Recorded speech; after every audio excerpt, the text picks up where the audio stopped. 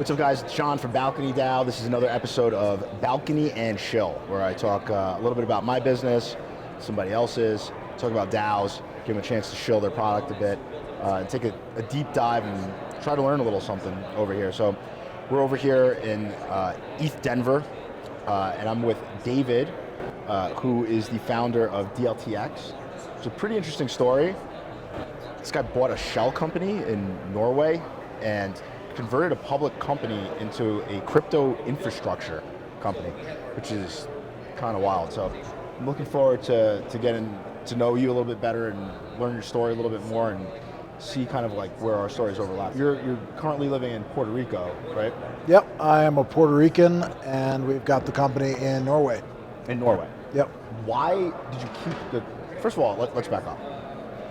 What made you buy this public, was it a shell company? Did it have any real assets at the time that you purchased it, or?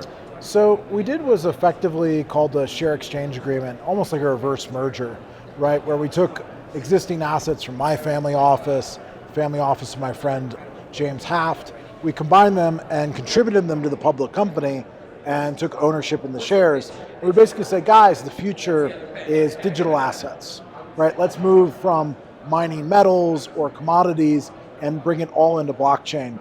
And the Norwegians, to their credit, have been very friendly. Most of Europe, right? That's why all the foundations are in Switzerland, is Europe's been very friendly to blockchain and public utility, public blockchain infrastructure. That's why most of it's outside the US, right? It's something like 18 or 19 of the top protocols are all outside the United States. So we saw that and said, you know, my old joke is blockchain is North American entrepreneurs housed in friendly European jurisdictions, funded by Asian capital to solve problems in Africa and Latin America. Like it is that global industry, and if you can go wherever you're treated best, you go the best place to find technologists, the best place to put your company, the best place to raise capital. Yeah, I mean that rubric is fundamentally what attracts me to this space. Yeah. Is this idea that people have an actual way to actualize their politics, their philosophies, their businesses, and that the way to do it is not to patronize the systems that you find to be unjust, unfair. Right. Instead, it's just to abandon them completely. Yeah, opt out. Opt out. That's exactly it. I mean, that's the story of how Ethereum started, right? Vitalik was in Toronto. He was a North American entrepreneur, realized the regulations prevented him from starting in the US, moved the foundation to Switzerland, set up there, wrote the code, and they realized they needed to grow their community. He went to China. He learned Mandarin, right? He went all out on building an Asian community, and then it's brought it global, right? And that same kind of story keeps playing out over and over again in blockchain. That's wild. I mean, it's incredible to see how stupid our fucking country is. Like, how do you let that opportunity slip through your fingers? It's incredible how the US is missing out on so much of Web3, considering how much of Web 1 and 2 was built here in the US. But I think about it this way. The US had the right laws for Web 2 and Web 1. Right? Web 1 was, I can read anything. Okay, that fits pretty well with freedom of speech, right? Yep. We're pretty good at that. Web 2 was, I can write anything. Right? Facebook, social media, whatever. Okay, still pretty much fits in that dynamic. But Web 3 is I can own anything. And the regulations around ownership, around money, around transferring value are way more complex and less friendly in the US than they are in other parts of the world. So, okay, before we take the dive on your product, let's talk about the European regulations versus the American regulations. Yeah. What are you able to do based out of Norway that you can't do here? So going back to Balcony and Shill, Sure. I have a real estate-backed NFT project. The regulations for offering a security, which I have, this is a security, offering a security to a US consumer are just onerous. I mean, they're onerous. Of course. It's really challenging. We obviously are going to meet them, we're going to service them, but you're offering this other potential path. The opt-out path is you go to Europe. If I set myself up in Europe, then what happens? So, from our perspective for DLTX, our partners are effectively all protocols, dApps, and DAOs, right? So we don't really have any user-facing stuff. It's like we want to build the infrastructure for Web3. I mean like the physical infrastructure.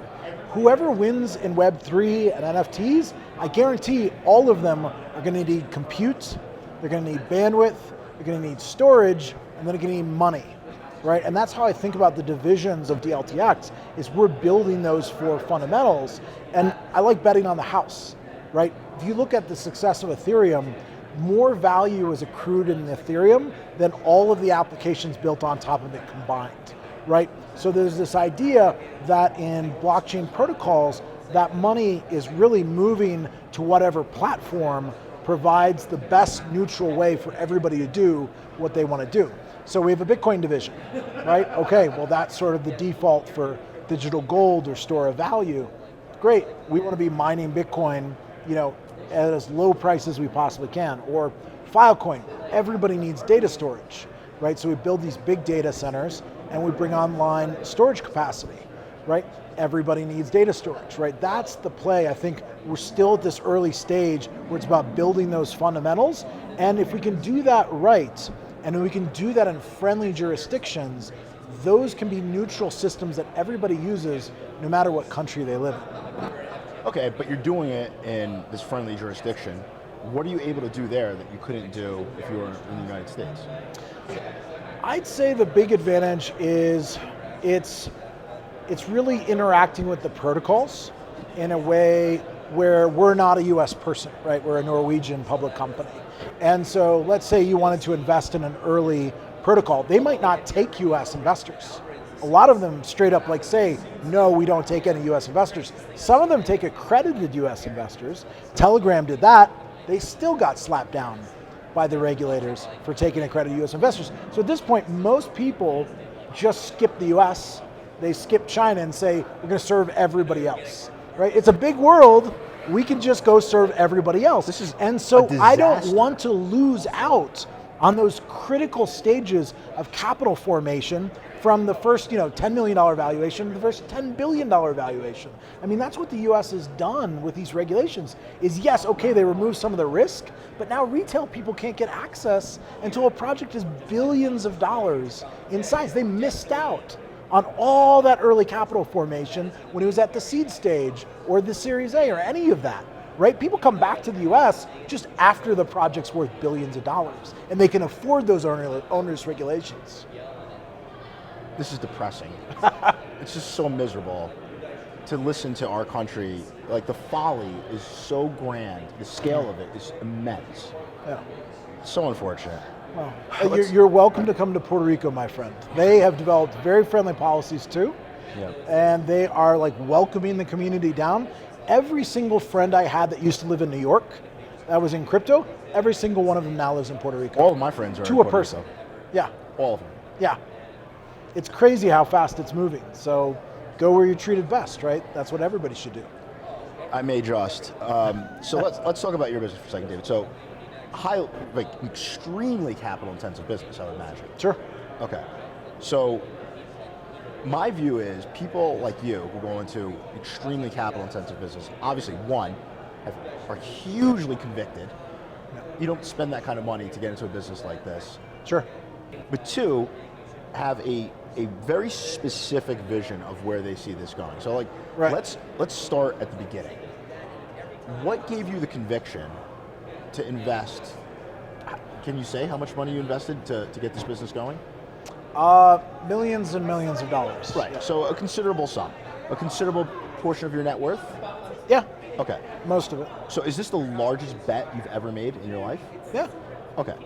So this is your convicted bet, this is it. This is all I do. Okay. I don't make any side investments. I don't do other stuff. All I do is DLTX. Yeah. You found your religion, and this is it. Yeah. Okay. What brought you to that point? So I got into Bitcoin in 2012, but I was lucky that I had already been exposed to virtual currency.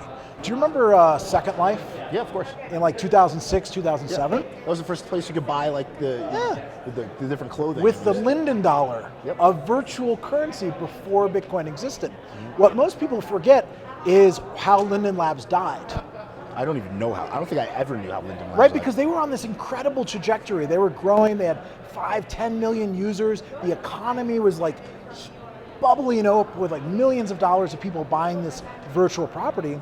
And then in January of 2007, the regulators walked into the office of Linden Labs and like, you have to shut all of this down. People are building casinos and stock markets and sending money. Like, none of this is regulated. And so, boom, overnight, they shut down the entire Linden Labs economy, second market economy, and it never recovered, right? That experiment was over.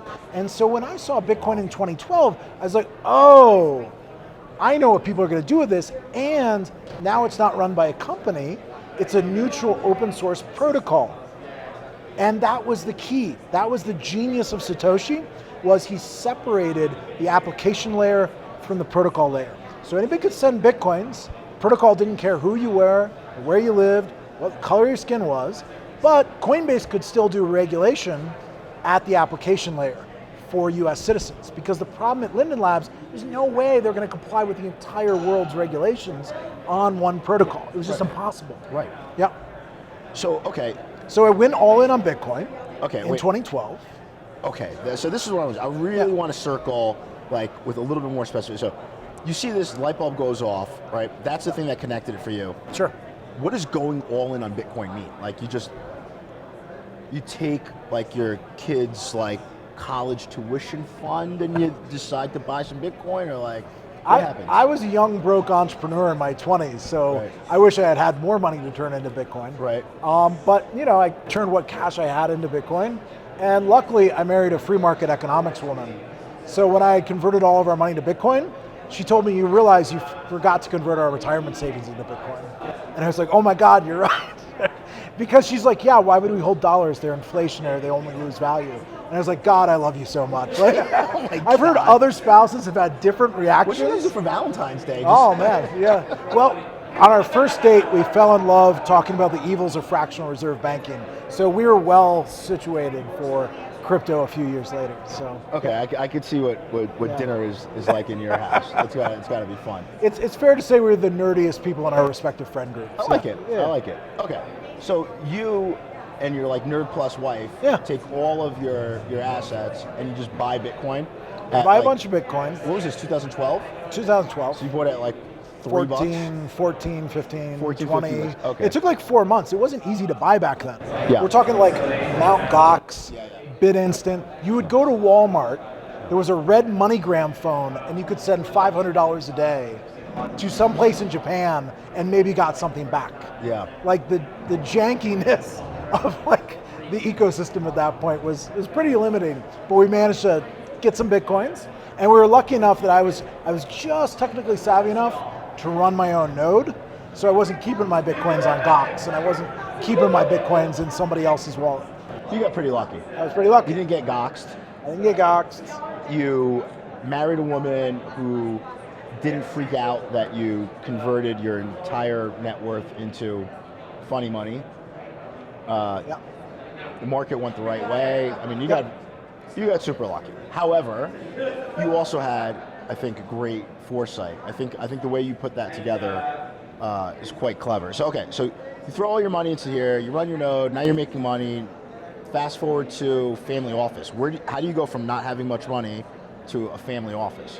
So the appreciation of Bitcoin helped. Yep. I went to the first ever Bitcoin conference in San Jose. It was May of 2013, and the Bitcoin Foundation was doing their first conference. They asked me to speak about building startups in the Bitcoin ecosystem, right? And so I spoke the first day, and I ended up meeting another guy called Michael Turpin, and we started BitAngels together that day at the conference. Because he was like, it's weird there's no angel group. And I was like, well, let's start one. He's like, cool, we'll call it BitAngels. I was like, great, I'll build the website. We'll have our first meeting tomorrow. And it just kind of exploded from there. All of a sudden we had 500 investors around the world meeting every week virtually, getting presentations from protocols. This is like mid-2013, right? So Mastercoin, J.R. Willett pitched us. I led the due diligence and invested there, the first ever token sale. August of 2013. Wow. You had Vitalik making proposals on Mastercoin, and then eventually realizing the Bitcoin devs didn't want him building on Bitcoin. And so we started Ethereum, right? So got to review that white paper. I wrote the informational report about Ethereum. So we just got to look at all these early protocols and we put our money in. And so eventually I had enough money to start a family office. So it was a crazy... Which is an experience that regulations are making virtually impossible at the moment. Yeah, I mean, that's the thing. My whole life is about technology bringing me freedom, right? When I was a kid, during the dot-com boom, I was like 15 in 2000, right? Mm-hmm. And so I convinced my dad to open an E-Trade account. Mm-hmm. And for the first time, stock trading was cheap enough, like $10 a trade, that the average guy could afford to trade. Yep. Right before that, it was like $500 to $1,000 a trade. I didn't have that kind of money as a kid, right? And so all of a sudden, I was day trading in the dot-com boom when I was 15. Right? And that taught me a lot about how finances and companies and stuff work. And so fast forward to 2012, 12 years later, I'm getting into something that for most of history, only accredited investors had access to.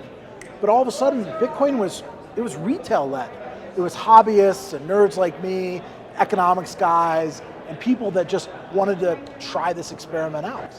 Yeah, I mean, honestly, it's the thing. One other great thing about this space is like everybody in this space is just so intellectually curious. Right. And generally speaking, people who do well in this space are people, I think like you and me, who are like, I don't know what this is, I'm going to build something on it. Sure. Like, I don't know what this is, I'm going to buy it.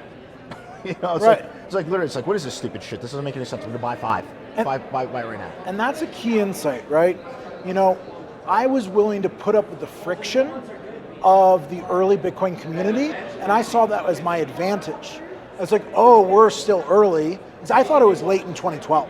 Yep. It's like, how did I miss this in 2009? Like, dude, Bitcoin was a couple of pennies, and here it's $10. Yep. How did I miss that early stage? But I was happy to go through the extra friction. It was like, oh, I'm still early. When it's easy, there are going to be 100 million people using this, right? And I had friends that I tried to get into Bitcoin, and they're like, oh, well, it took too long to download. And I was like, that was a multi-million-dollar decision to not just finish that process of downloading the wallet, but they weren't willing to go through the friction to get there, right? It took a while to get my parents into crypto and my friends into crypto, but my friend Jonathan Mohan likes to say, everybody buys Bitcoin at the price they deserve. And it's like... That's a great Bitcoin quote that gets a lot of mileage, and I think it's absolutely right. I mean, look, the reality is things go from janky to swanky pretty fast. Yeah. In relative terms. It's only been 10 years. I mean, but like that's a very short decade. Yeah. I mean, considering the distance that Bitcoin has traveled, the distance that crypto has traveled, that's a very short period. It seems like that J-curve phenomenon is actually very real. Like we see faster and faster and faster rate of change through time. And so it becomes more and more important to embrace things faster, right? And so more and more and more people with the more flexible worldview, the more flexible frameworks to identify, interpret, and act upon information are getting richer and richer at a faster and faster rate, while the skeptics are still sitting around arguing that Bitcoin isn't real, literally still. Which Guys, it's been $1 trillion. What are you talking about? Yeah, I mean, after $1 trillion, you might want to be like, it might be something. It might be something. Pretty much. But that's not what's happening. Yeah. Because some people are just constitutionally incapable of it. Like they'll be this way to the day they die, I guess. I have no idea. But anyway, okay, so let's go back to the story.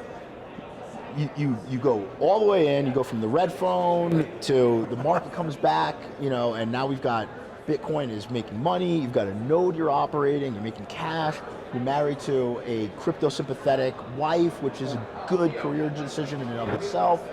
Everything is going well. When do you end up in Norway buying a publicly traded company? So, the credit really goes to my friend James Haft. So we started investing together in 2018. He was the founder of Crypto Mondays. Oh yeah. So global group of meetups started in New York, spread all over the world. Yep. And he's been all in on decentralization since 2015. So we're both dyed-in-the-wool decentralists, right? And he's like, the next stage of this industry is going to be public companies. right? If you think about what happened in the dot-com days, right? There are a certain number of companies that went public and managed to stay profitable and survive like that dot-com boom. Those are the ones we call internet companies. Exactly right. Right, which is sort of an arbitrary label, right? Amazon does e-commerce, but they're an internet company, right? And Google does search. If you look at later on, the number of companies that start and go public is almost nothing. Most of them get acquired by the existing public companies. Like Facebook, Google, Amazon, they do an acquisition, 2 acquisitions a week. And they just pick up all the best ideas because they've already captured the network effect, right? And so I think we're going to go through a similar evolution in crypto where you're either a public protocol or you're a public company, right? Or you're trying to become a public protocol or you're trying to become a public company, but there's something powerful about that network effect. I mean, I think what you're saying is shorthand for lowest weighted average cost of capital wins, right? Like, it's really a cost of capital arbitrage that you're describing. It's cost of capital, but it's also brand, right? But how does a public company have a better brand than a private one, though? I think it has a lot to do with the fact that it's almost like token economics. In a public company, you go back to the retail. Anybody can own a piece. So by definition, their community is bigger. It might be made of thousands or tens of thousands of people. The private company, by law, in the US, the only guys that got in on that were the VC or the angel investor. And their community is a few dozen people hoping that one day it'll get acquired or go public. And so by definition, I'd love to see us bring the style of open source and transparency to public markets. Like, they have no idea what we're capable of, right? They're used to like quarterly reports. We have real-time. Second by second reports. I know, we have real-time audited statements on a blockchain. Just look at the Explorer. Right? So I think what we're going to get is public companies plus public blockchains give you radical transparency. And that is very different than a private company. Well, it's been said that regulations make markets by me. And so, to some degree, these regulations are making your business, right? So how are the regulations helping you? How are the regulations creating a moat for you, and how are they supercharging your business? Well, the interesting thing is, coming from blockchain and crypto, we're used to everything being publicly disclosed. Right? Business guys on Wall Street, they're not up for that. Like, that's our second nature. Like, yeah, of course everything's public. Of course everything's disclosed. Who cares, right? That's taken for granted in blockchain. So, I think that's going to be interesting because effectively what we're building is a place where you can own a part of Web3. And that's the other thing the public company is useful for, is it lets a whole generation of people that might not be tech savvy enough to run their own node get access to this industry, right? As easy as pushing a button on their brokerage account, all of a sudden they can buy some DLTX. It's like, oh wow, now I have access to Can I buy DLTX in America? If you have a broker that can access the European markets, sure. We can't advertise to US people, only accredited folks, but brokers can access those markets. So it's an ADR and it's got to be traded? Something like that. Okay, so, all right. There's going to be people who listen to this and they're going to be like, let me just go through the arithmetic. Decentralized maxi, Bitcoin maxi, right? I'm agnostic. I like Ethereum, I like other stuff. I'm big on Crypto Bitcoin. maxi. Yeah, crypto maxi. Okay. Publicly traded company is the vehicle, and they're going to say it doesn't compute. They're going to say you don't need a publicly traded vehicle. That's the whole point of crypto. It's like you could just offer these tokens. So like, is there a contradiction there, or isn't there? It's a really good question, right? And what I think we have the opportunity to do is to effectively, take the public markets and bring them into crypto, not the other way around. I have no interest in, corporatizing crypto. That is no interest to me whatsoever, right? All of our partners are protocols, DAOs, and dApps, and it's great. They pay on time. You know what the block reward is. They're algorithmic and they're predictable, right? And so that's really powerful. I want to take all those attributes and apply it to a public company. They're kind of like real estate. I want to be using smart contracts. I want to be building all transparent public infrastructure, right? And so I think that's the opportunity. If you look at what Shapeshift did turning it into a DAO, I think that's an inspiration to say, let's take those old models and maybe you have a legal wrapper, and that's the way I think about a public registration. So you have a legal wrapper to interact with the legacy economy.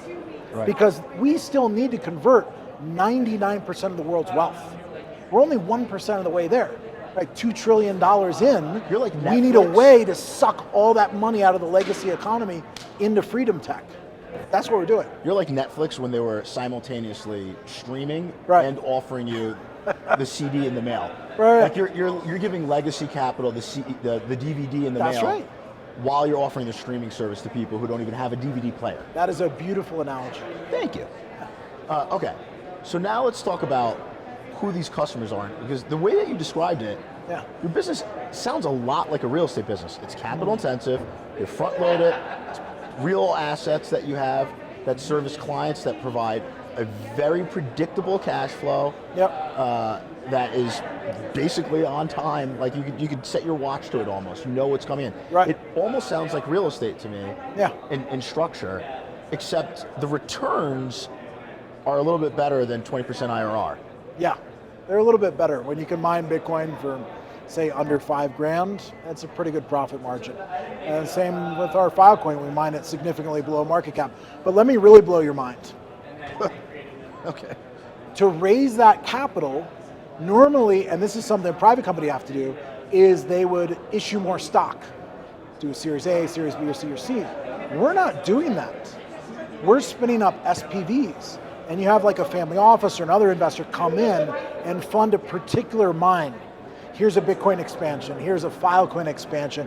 They're funding that mine, they get their capital back, and then we do a revenue split. The parent company didn't issue any shares. There's been no dilution here at the shareholder level. But you've got all these residual cash flows coming out of the SPVs. So think about like scarcity of token economics and knowing there'll be a certain number of Bitcoin in the future. I love that model of scarcity. I don't want to dilute the shares. I want people to understand that they are scarce and precious, and there's just going to be more and more cash flow coming from that operational level flowing into the parent level. It's like infinity IRR. I can't say that, but yeah, you could say that. I just did. I'll say it again. Infinity IRR. That's a cold shill. Cold shill.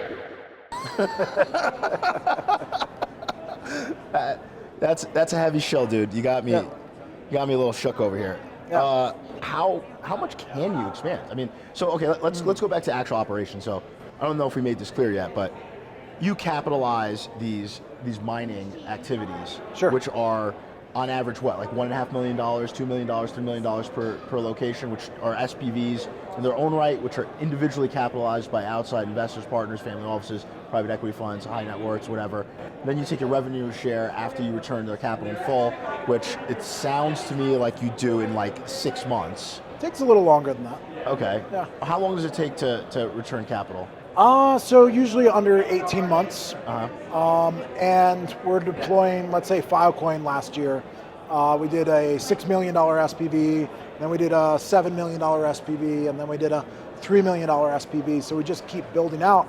And what's been really interesting is think about Filecoin. Most of your CapEx is not the servers, it's the Filecoin tokens themselves. You need 5 Filecoins for every 1 terabyte you want to put on the network. Right, that's your stake, that's your pledge to say to the network, no, I'm going to keep this online, that's my promise, if not, you can slash me, right? So we ended up partnering with Genesis, it's the largest asset lender in the world, and they lend us Filecoin, right? So we borrow Filecoin, we repay Filecoin, we don't have currency risk in that lending relationship because everything's denominated in a Filecoin. We're borrowing it, we're repaying it, and we're producing it. What do you pay, 30%? It's less than that. I mean, I think that's great.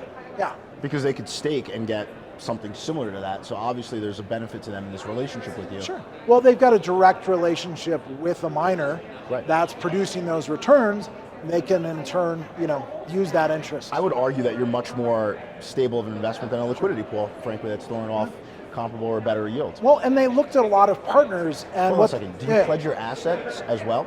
Like so you're borrowing their coin, but do they have a first position lien on your assets? So here's the really beautiful thing. We were effectively one of the first in the world to use a Filecoin multi-sig, right? So with a multi-sig, you can share the keys in a wallet. Yep. So all of a sudden, a lender can give you Filecoin, they can have some of those keys, they can know their principal's not at risk, and it's self-collateralized. It's auto-collateralized. Here's the move, man. Yeah.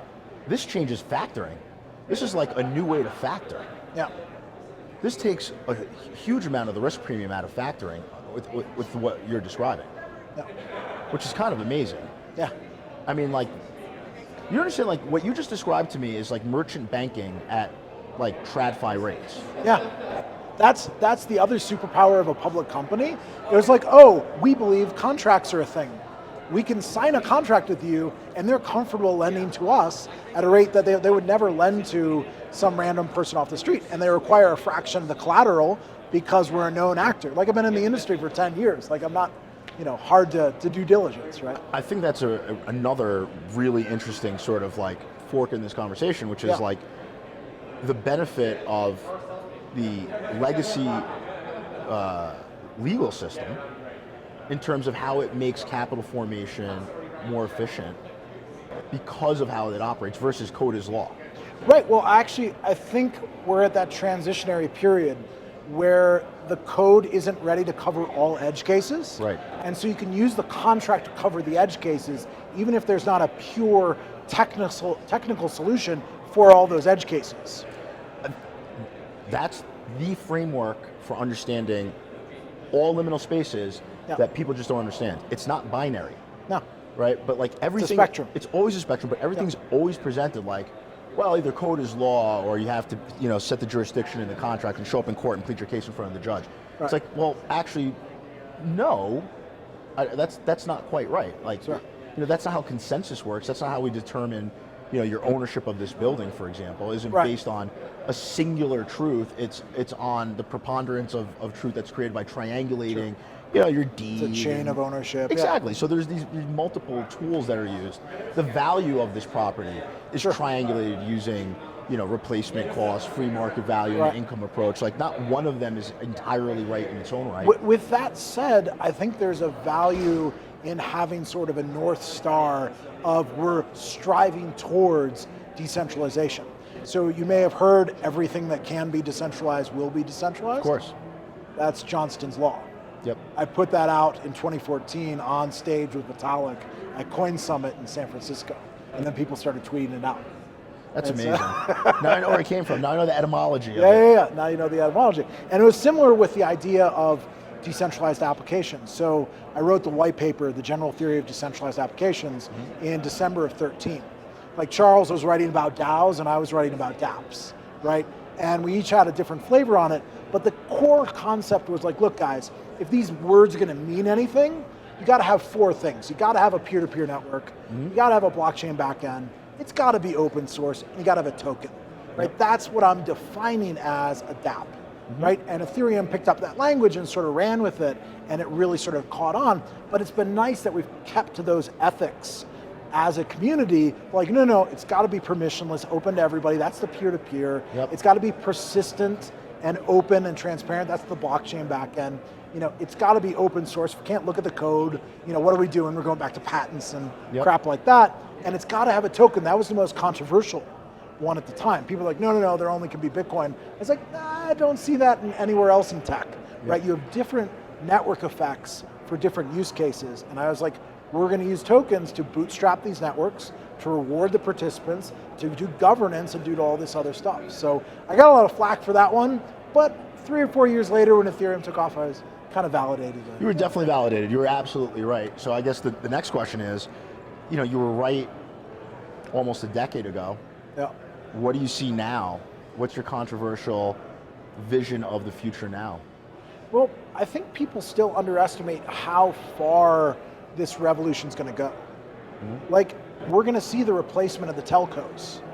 Are you going to be using Verizon in 10 years, or is it going to be use your own network? Yeah, it's like Helium Network. I mean, for me, it's like Yeah. anytime you can make a capital expenditure like that for infrastructure, an exogenous event, it's like you just make it an externality. It's like you know what? I really want to have a baseball stadium, but I hate paying for baseball stadiums. What if everybody else paid for a baseball stadium for me? I mean, it's a crazy, crazy, crazy concept. Sure. There's no way I see a Verizon beating Helium or some equivalent of it. Well, and the fundamental reason, it's almost like physics, is a company like Verizon has to insert friction in the form of their profit margin, whereas the user-owned network removes all that friction. Yep. You don't need a profit margin built in because you already made everybody a stakeholder. Yep. Right, and the success of the network is supported by all those stakeholders. Right, Bitcoin doesn't have a marketing department, doesn't have a CEO, it doesn't have any of that infrastructure, but all the people that own Bitcoin talk about Bitcoin, and they become its advocates. And so it's got $1 billion pseudo marketing budget because it has an organic community. Yep. And tokens do that for every other protocol. You know, it kind of reminds me of like during the Cold War, showing my age a little bit, you know, we used to talk about like, you know, the best thing that we can do for like US, name some, you know, hostile anti-US nation is put a McDonald's there. Right. You know, like we used to say this, like this was something that people would repeat. Like, oh yeah, you put a McDonald's there. It's like, wait till those Chinese people have a cheeseburger and it's a wrap. Like we got them. Like they're gonna love America after that. Like, you know, give Iran like 30 different McDonald's, and then we're gonna be good with them. The Ayatollah can't stop us after that.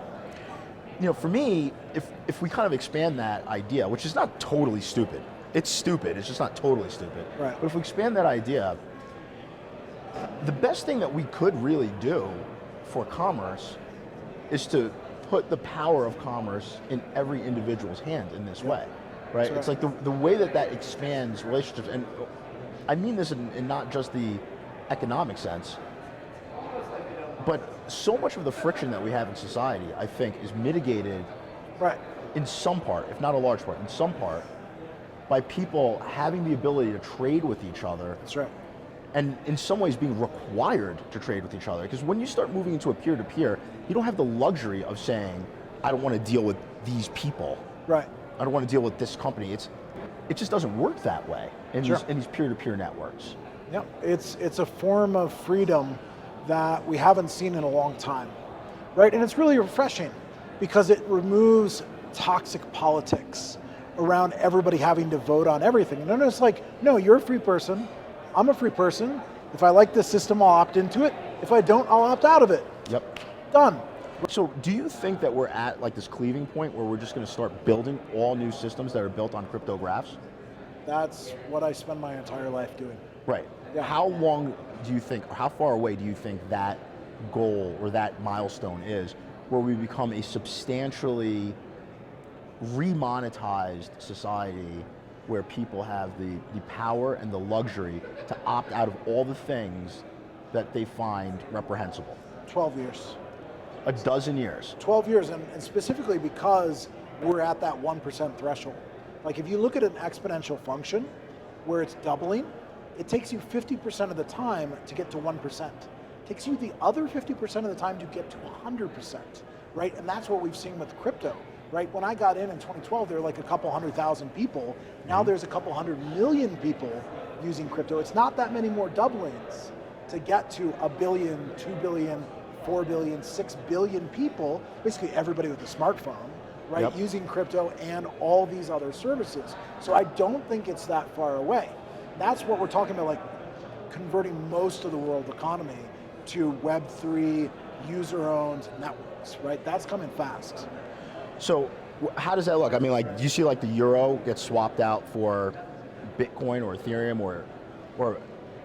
I think in the short term, the dollar, the euro, the yen, the yuan, you got the pound, and maybe the Swiss franc survive. You know, those are effectively the world reserve currencies. Yep. Everything else. Everybody else wants to be dollarized. Governments do a pretty bad job of managing money. If you came to my office, I have in frames 100 failed government currencies.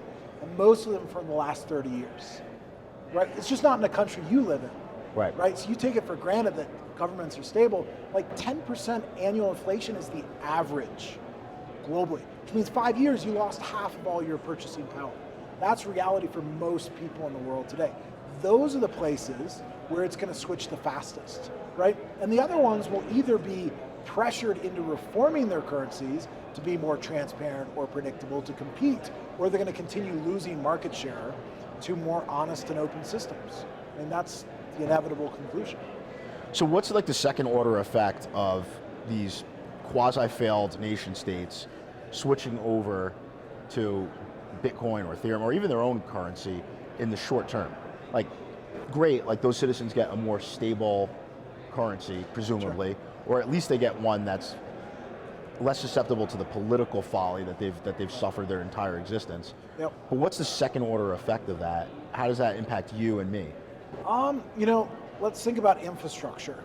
Today, most developing world countries are basically at the mercy of the IMF and the World Bank. Yep. Right? All of a sudden, you look at El Salvador, and they're borrowing Bitcoin at 6%. Do you know what the IMF is charging them? I think it's 13%. So all of a sudden, like, thanks IMF, I'm good. I'm just going to be over here mining my geothermal power into volcano money. Like, we don't need your dollars anymore. We'll be here at half the borrowing cost and building infrastructure. Also, that's really interesting. IMF should tokenize. Give me a 13% liquidity pool. Jesus Christ, 13%? I mean, come on. That's absurd. Yeah. That's absurd. Well, the whole DeFi revolution's been really interesting. It's effectively all we did was reinvent basic banking. Yeah. You loan me money, I pay you an interest rate. Yeah. Banks used to do that. Before like the 0.1% rates, you could make 5, 6, 7% on a CD or whatever, right? Those days are long gone, and so now it's like revolutionary that I can lend some money and get interest for it. Yep. The entire banking system basically just broke and fell over, and we built an alternative now that does what it did before without those intermediaries. Yeah, banks used to give you 7%, now you get lollipops and pens. Yeah. It's like a confectionery. It's what has happened to our banking system? Well, the truth is they don't do the lending because they don't have to do the lending. Right. They can borrow cheap money from the Fed funds window, and they can buy treasuries, and they can buy other assets that are guaranteed to outperform the 0.5% or 1% they're paying at the Fed's fund rate, right? And the super conservative yield over here on something like a treasury. So why do I give any loans? Why do I, that part is broken. Yep, I mean, they're basically yield farming, right? Like they take Fed's money with the right hand and they give it back with the left hand, and like somehow a bag of cash lands on their lap. Exactly. Which is a pretty nice deal. Yeah. And then those same people are like, let me get this straight. You put your money into a liquidity pool and get yield. I'm like, guys, come on. We're doing the same thing here.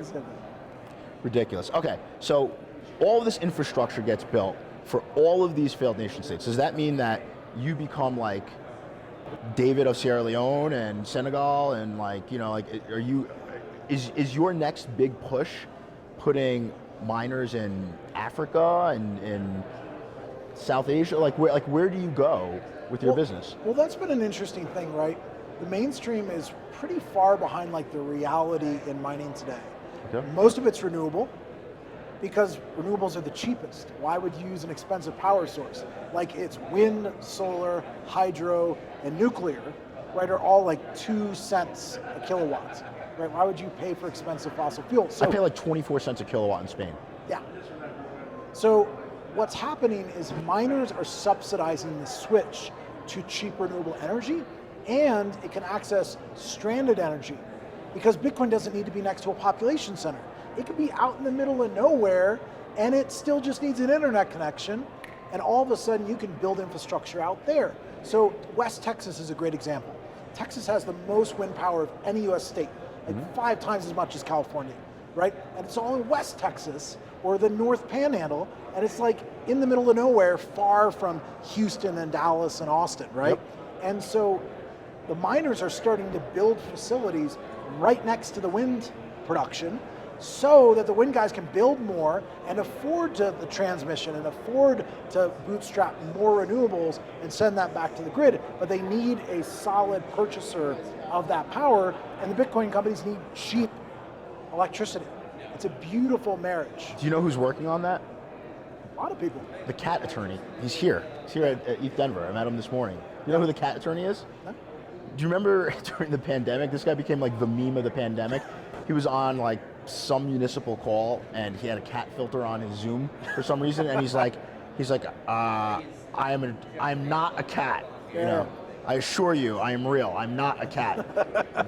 That dude, in the most Web3-ist way, was just like, I'm just going to turn my meme ship into like a DAO, and now he's making a DAO for Texas to do exactly what you've just described, which is use renewables to mine Bitcoin. Yeah, exactly. And the other big benefit you get is grid stabilization, right? When there's big peaks in power. We don't need that. Yeah, when you have big peaks in power usage, Bitcoin mining is one of the few things you could just like turn off.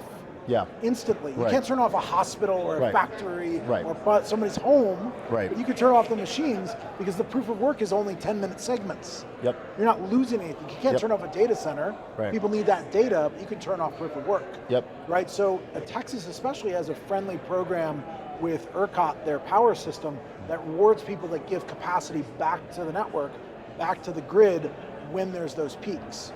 Right. So those guys, there's a storm. This just happened a few weeks ago. They immediately turn off their capacity, they get paid energy credits, and all of a sudden the grid's fine. Right? So the more mining we have on the grid, the more excess capacity you'll have for those type of events. So what's your long-term goal for DLTX? Like where is this at? I get the feeling this is your last company. Do you know what I mean? Like, I think for any entrepreneur, I think we're all, even serial entrepreneurs, are kind of always looking for like the girl you settle down with. And I feel like DLTX might be your last rodeo. I've certainly consolidated my assets into DLTX. I've become convinced we can do pretty amazing things, taking that legal wrapper of a public company and bringing it into public blockchains.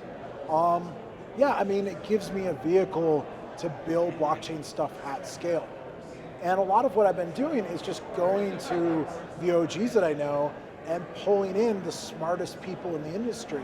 Guys like Jonathan Mohan, who is number 8 at Ethereum, built their community, their biz dev, all that stuff early on. He's our head of partnerships. Like, people you can't hire that don't need a job because they could retire whenever they want, work at DLTX, because like, no, they're still on board for the vision of bringing this to 8 billion people. I haven't forgot about that vision. I haven't forgot about 2012, we're talking about giving people financial freedom. A lot of people got rich and they're like, oh, okay, I bought a yacht, I retired. I think it's boring, man. That's boring. Like, I didn't get in this to get a yacht and hang out and relax, right? I got in this because of the revolution, and I think that revolution of honesty and transparency and giving people basic dignity and freedom is what drives me, right? So this is the way we get that to 8 billion people. The sad thing for me is, I'm hearing you say this, and I know so many people who would just say that you're so full of shit. They would just say that people don't do business for vision, people do business for money, for profit. There's no other motivation. They think the Web3 space is just full of like idealistic, kumbaya, drum circle, hippy dippy, con artist jerks, right? And that anybody who sits here with what I presume to be your level of net worth, who says that you're still doing this for the vision, is selling you a bill of goods. I know 1,000 people would tell you that right to your face right now, just the same way I did. I'm still flying coach. Listen, I fly coach because I pass out. Right. Like, I just can't, I can't justify it. Like, I'm asleep the second I get on a plane. Like, I'm woken up by the stewardess. So no, I appreciate that, and all I can say is I've been doing it for 10 years, and I'm still here meeting the protocols and building the tech. And ultimately, I don't think there's a conflict between people in a free society that build value for other people are rewarded. Yep. And guess what? Like guys like Elon, I want him to be rewarded.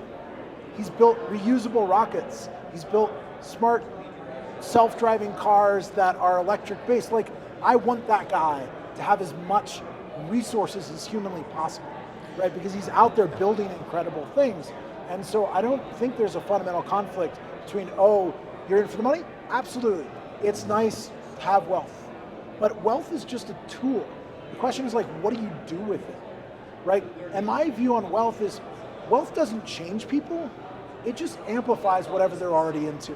Right. If you were into fast cars before you got rich, now you got a bunch of Lamborghinis. I never cared about fast cars. I drive a Honda Accord, right? Great car. Great car. It's a beautiful car. It works Seriously, just great fine. car. Like, honestly, it's a great car. One of the best cars, honestly. Yeah, but I don't need a Lamborghini, right? Yeah, But what do I care about? I care about building these protocols in decentralized systems, and that's where I pour all of my money and effort into, right? And so, I don't know, you know things by the fruit of what it produces, so. There's a community of people who are serious in the most important way. Yeah. They're serious in our species. They're serious in the idea of, how do we maximize freedoms for people, and are willing to invest in that vision, which is what you're doing, which I applaud and I really appreciate. Thank you.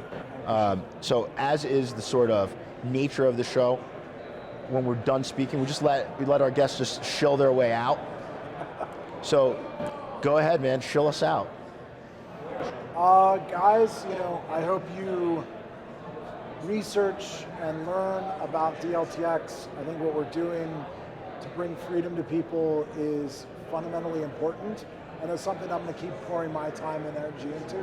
So, if you're European or somebody can access those markets, excited to have you join our community. And that's the way we think about it, is it's a community. And because we're an open public company, if you've got ideas, talk to us. If you've got projects, talk to us. We want to hear about it. That's how I think we all succeed together. So that's all I get to say. Also publicly traded, so your returns are publicly. What kind of returns have you had over the past 3 odd years? Well, we just took over the company last April. Okay. And so we've reported a couple of quarters, but it's going well so far. And we've got fourth quarter coming up. What do you think your returns are year to date at this point? Any idea? I don't know if we have a U.S. audience. I don't know if I can say, because we're not supposed to shill the U.S. audience, but I hear you. It's all available on the website. It's all publicly disclosed, dltx.com. There you go. That's a new type of show. We had the Sicilian show, which was like the reverse show, which is like, I can't tell you I'm about to make a lot of money. This is like another type of show. This is like we got to find a name for the show where you can't tell the American audience to buy your stock that's publicly traded in Europe. Any ideas? You want to name it? I think move to Europe. I don't know. Move to Puerto Rico. I don't know. Call it what you want. But, nice show in Puerto Rico and Europe. Yep. All right, guys, we're done here. Don't buy DLTX. Yeah. Absolutely do not buy DLTX. Americans. That's our shill for the day. All right, appreciate you, man. Good stuff, man. Thanks for the chat. Yeah, absolutely.